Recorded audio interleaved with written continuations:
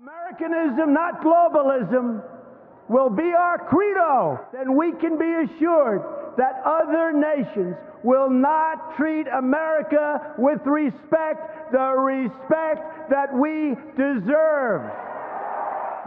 What is up, people of the internet? It is me, Real American Politics, back in with a new video, and today it is time that we do our post-mortem of the Southern Super Tuesday elections that happened yesterday, and boy oh boy, were there some stunning results. I have to do some explanations because this, is the first night in a long time that I had major misses for predictions. This is my first L of 2022. Just ignore the fact that I was spot on with everything else. Georgia is my Achilles heel.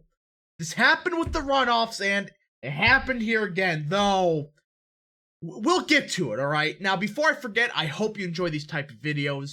If you do, smash that like button down below, subscribe, share it with friends, hit the little bell, and yes, of course, go follow that mysterious Twitter account in the description down below. Also follow my Truth Social. Again, trying to use a bit more. It's okay. And yeah. So let's get right into it, folks. This is a brutal, absolutely brutal election night at the statewide offices. Though for some congressional races, it actually was a pretty good night for the Republicans. So, let's get into it. Georgia. This is the elephant in the room. There goes my perfect record this year. Again, as everybody knows, my predictions in 2022 so far were spot on. 2021, they were basically spot on as well. But this was the first election where I had a major F-up. The Georgia gubernatorial race. Now, I'm going to say this right off the bat. Look, if Democrats did not vote, Kemp would have not got anywhere close to 800,000 votes. He probably would have got closer to maybe 600,000 votes. And I can prove it, that the votes that Kemp did get, they're overinflated. Completely overinflated. There's no way that Kemp got 800,000 votes while Purdue got 260. I'm not alleging the F word, alright? Let's get that right off the bat. Not alleging the F word. What I am saying, however, is Kemp's margin and a few others got vastly overrated by a certain Democrat party. And you want no proof? You want proof of this? Let's look at Cobb County. 73,000 votes for Brian Kemp alone here. Scroll down to the Democrat primary for the Senate, Cobb County, 61,000. You know what that means. Brian Kemp alone got 12,000 more votes than the Democrats in total got last night. This is not because Kemp is such a strong governor. No. What happened was, I would say, 200,000 Democrats, or maybe more, who knows, voted in the Republican primary. We got evidence of this, by the way. It's not illegal. I'm just saying, we got evidence of this. I mean, some studies are saying 10%. You look at some of these counties, it's like Cobb County. I mean, they almost voted 100,000 Republican votes. Look, that's not gonna happen, alright? And sure, Republican turnout did surge, but getting almost 1.2 million votes.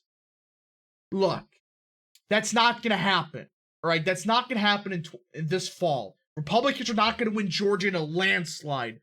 What this was Democrats voting heavily for Kemp. And I'm gonna admit this, I was wrong with Kemp. He vastly, no matter what, did he did better than expected. That's the best way to phrase it. That is for damn sure. But either way, if it wasn't for the Democrats' votes, he probably would have got 60% of the vote, which still off my prediction, but not as much as 73%. But seriously, do people really think Herschel Walker got less percent of the vote than Brian Kemp? Brian Kemp, alright, he's not going to do better than Herschel Walker. That's my guarantee. Walker is going to cruise that Senate race, while Kemp, I think he still wins, but it's like he's not going to get that huge margin that he got. What this was Democrats spiting Trump. And again, we'll get to in a second what I mean by that, but Trump's endorsement record, look, it was awful last night. But people are making it sound like that Georgia's like the proof that Trump is going away. And again, I'll debunk that in 5 minutes. But this idea that this endorsement backfired on Trump is the end of Trump is nonsense. It was just a combination of Purdue running not the best campaign, and quite frankly, just some push polls did probably push people home, and Democrats voting Republican primary. Which again proves my point that, yeah, there should be close primaries in most states. If not, do what Virginia does. I mean, Virginia's convention system, my opinion's way better. But either way, Brian Kemp, even if you took away 200,000 Democrats, he still won this race, and I do support him grudgingly. He's not terrible.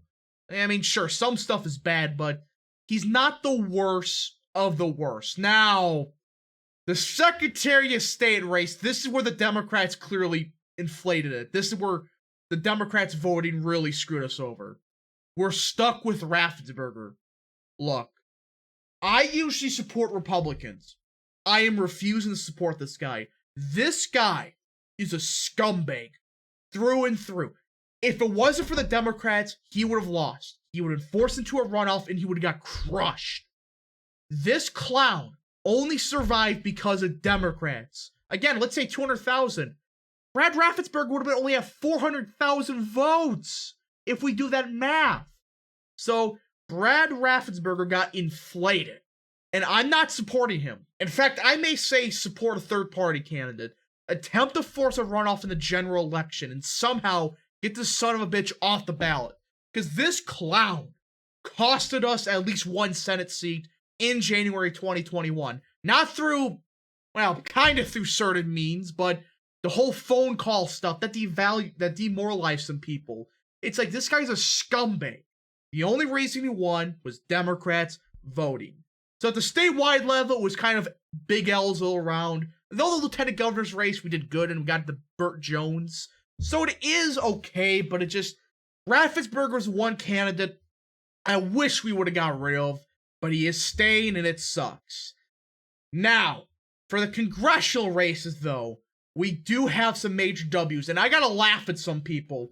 Taylor Greene got 70%, just like anybody with a brain would have predicted. Look, Taylor Greene's popular in her district. This was the chance, if people wanted the primary her out, the primary her out. And guess what? They didn't get anywhere close. So yeah, these people saying Taylor Greene's going to a runoff, just go away. I mean, that's just so blatantly false. It's ridiculous. But that's not the big race. We had three major congressional races in Georgia's 2nd, the 6th, and the 10th. For the 2nd, that's kind of a dumpster fire.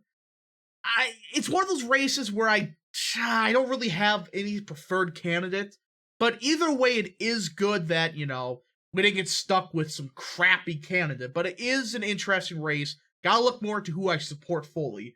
Now, the 6th district, though, this proves my point that Rich McCormick, alright, he's gonna win this race. Got 43% of the vote. He's a Chad. Sure, the last name's bad, but this guy's a Giga Chad on the issues. Significantly better than the Trump-endorsed Jake Evans. And once again proves Trump's endorsement in some states is weak. But it doesn't mean that he's out of the picture. That's nonsense.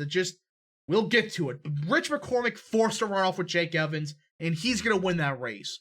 Now, Georgia's 10th. This is the one everybody better support Mike Collins. Vernon Jones is the single worst congressional candidate this year. And I do hope that Mike Collins does win that race. I think he has a serious chance of it. I mean, Vernon Jones had all of Trump's backing in a fairly favorable district to him, yet only got 21.5% of the vote. Like, seriously? So I hope Mike Collins does end up winning, because think about this. We would get Rich McCormick and Mike Collins in the U.S. House. Those are two America First candidates that could really start turning around the Georgia GOP. And yeah, that's about it. And as you can tell, folks, that it was a brutal night for Trump endorsements. Vernon Jones, Jake Evans, you go up here, John Gordon did awful, but he wasn't really the problem. It's just Chris Carr is just not the best, but he's not the worst. Heist failed. I mean, everything was an L. And people are making this sound like that this is the end of Blunt. Just like I said earlier, some states Trump does not have much influence in compared to, other states. And I'll show you. Look at Arkansas. All right, so Huckabee Sanders again, obviously won 83%. But look at this. John Boozman, who's one of the worst senators in the country, he got 58% of the vote. Now, why is that significant? Well, one, Trump, endorsed Boozman. But second of all, the other two candidates were true America First candidates, and quite frankly, you'll start looking at where Boozman struggled. If Trump did not endorse Boozman, he would have been forced into a runoff, and he probably would have lost. And this is what I got to talk to people. There's parts of the country that are so Trumpy that Trump's endorsement can make or break a candidate. And let me show you. So this is Arkansas in 2000, all right? You see a lot of blue. There's a lot of blue counties. Look at northeastern and southwestern Arkansas. Look at 2020. You see those counties all flip. These are the counties that Trump's endorsement is huge in. This is where Trump's endorsement has the most influence. We saw this in Pennsylvania. We saw this in North Carolina. We saw this everywhere. These are the parts of the country that Trump's influence matters the most. There's a lot of blue dog Dems in these regions. They voted Democrat for years, but finally voted Republican because of Trump. And look at this. In southwestern Arkansas, look at this. Boozman was barely cracking 50% in some of these areas, 64% here. You start doing some math here. Trump's endorsement basically saved Boozman. Same thing up here. Look at this. These are the parts of the state he struggled the most with Trump's endorsements, where Trump's endorsement would matter the most. So you start adding up the votes. Boozman would have been forced into a runoff if Trump never endorsed him. That's the sad part about this.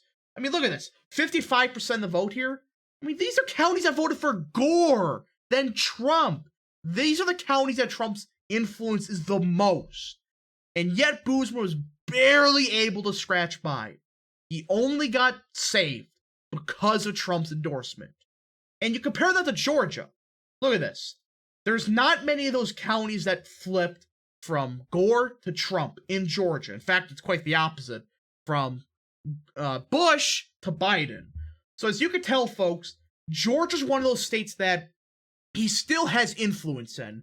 But compared to other states, his endorsements really aren't going to be that important or impactful, though it's more than some people give up to be. It just, what happened in Georgia was a mess. Total mess of Purdue running a bad campaign, Kemp getting tens of millions of dollars, etc. It was a mess. Hundreds of thousands of Democrats voting. So yeah, that's what I'm saying, folks. Trump's influence is not fading away or anything like that. It's just some states he struggles to have endorsements because, well, they're not as Trumpy. Like Arkansas is a very Trumpy state. Georgia, not so much. There's still a long way to go there. But there was one more race that happened last night that we do have to talk about. I know Texas happened, but it's like, that was obvious. Alabama Senate race. Katie Britt did significantly better than expected. Got 44.5% of the vote. Look, again, with Trump's endorsement, if Mo Brooks kept Trump's endorsement, if Trump never did his thing, Mo Brooks more than likely would have probably got 45% of the vote. You look at the counties that, once again, that struggle the most for Brooks, all right? The northern half of the state. This is a very Trumpy part of the state. And this is part of the state that Brooks should do best in. This is part of his district. He struggled. And once again, Trump's unendorsement of him did play a factor in this. So that's what's happening here. Trump's endorsements in parts of this country matter a lot. And we can see it here. And by the way, these polls, if Trump kept Brooks' endorsement, again, he would have been at 45%. It was nonsense being pushed by Britt's campaign that Brooks was collapsing. Yes, he was going down, but he wasn't at 15% or anything like that. That's total nonsense. Now, for the runoff, Mike Durant said he's supporting Mo Brooks. So there's still a serious shot that we get MAGA Mo in the United States Senate. I hope that happens, but as of now, folks, that's kind of the post-mortem. Again, the takeaway is Trump's endorsement matters. It's just a matter of where and how the candidate does. And again, if Trump never unendorsed Brooks, he would have cruised. He would have got 40-45% of the vote. Arkansas, Boozman would have been screwed. That's what I'm telling people. Trump's endorsement plays a huge factor in some of these states. Just Georgia, you just had multiple factors working against Perdue and, well, himself, quite frankly. Anyways, I hope you enjoyed this video. If you did, smash that like button down below, subscribe, share with your friends, hit the little bell, and yes, of course, go follow that mysterious Twitter account in the description down below. And yeah, thank you so much for watching. We'll see you guys in the next video. Godspeed to all of you.